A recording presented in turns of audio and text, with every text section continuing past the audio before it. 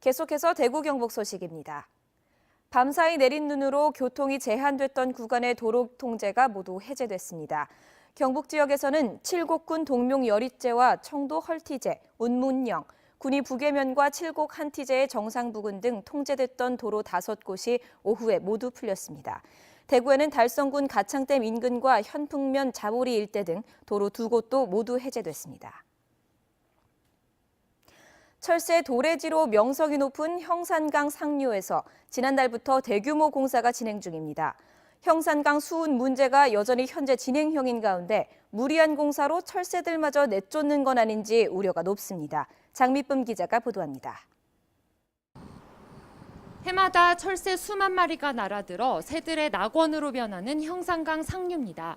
천연기념물 멸종위기종인 흰꼬리수리와 혹고니, 참수리 등 140여 종이 넘는 새들이 매년 이곳을 찾고 있습니다. 그런데 바로 이곳에서 대규모 토목공사가 벌어지고 있습니다.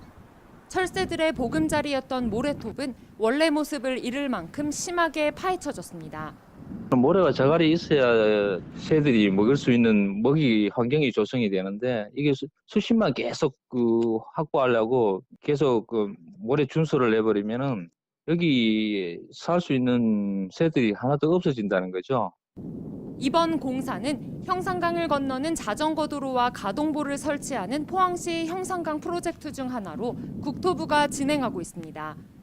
국토부는 환경 영향 평가를 거쳐 문제가 없다는 입장이지만 국내 생태 작가 등을 중심으로 반발이 커지고 있습니다. 환경단체 역시 형산강의 생태학적 가치가 제대로 반영되지 못한 졸속 환경 평가라며 비판에 나섰습니다. 철새 도래지로 유명하기 때문에 이미 철새 탐조대도 새롭게 만들어 놓고 가동보를 만들면서 철새들을 다 내쫓았단 말입니다. 그런 상황에서 도대체 국토부나 포항시가 시행한 환경영향평가의 내용은 도대체 어떤 거였는지. 더구나 지난해 형산강 수산물에서 수은이 검출된 이후 강 퇴적물에 대한 정밀 조사가 진행 중인 상태에서 섣부른 공사라는 우려도 나옵니다.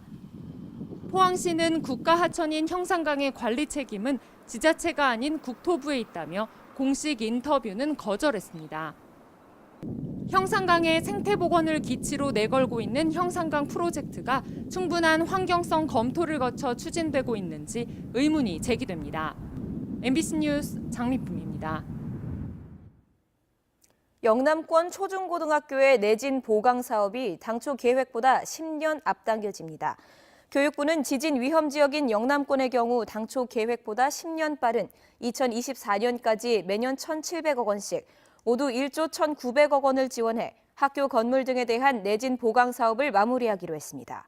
영남권 이외 지역의 초중고 건물과 국립대학의 경우는 당초 계획보다 5년 앞당겨 내진 보강 사업을 끝낼 계획입니다.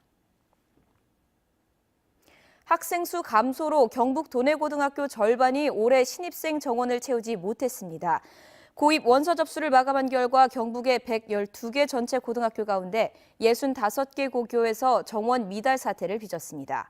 도내 전체 경쟁률이 0.93대 1로 신입생 부족 현상이 가장 큰 원인이지만 지역 명문고도 미달 사태를 겪고 있어 내신 위주의 대입제도 영향도 있는 것으로 분석됩니다. 지난해 주민등록 기준 대구 거주자 수가 꾸준하게 감소한 것으로 나타났습니다. 행정안전부 주민등록 인구 통계 자료에 따르면 2017년 대구 주민등록자 가운데 실제 거주자는 2월에 246만 5천여 명에서 12월 245만 6천여 명으로 8,900명이 줄었습니다. 지금까지 대구 경북 소식이었습니다. 시청해주신 여러분 고맙습니다.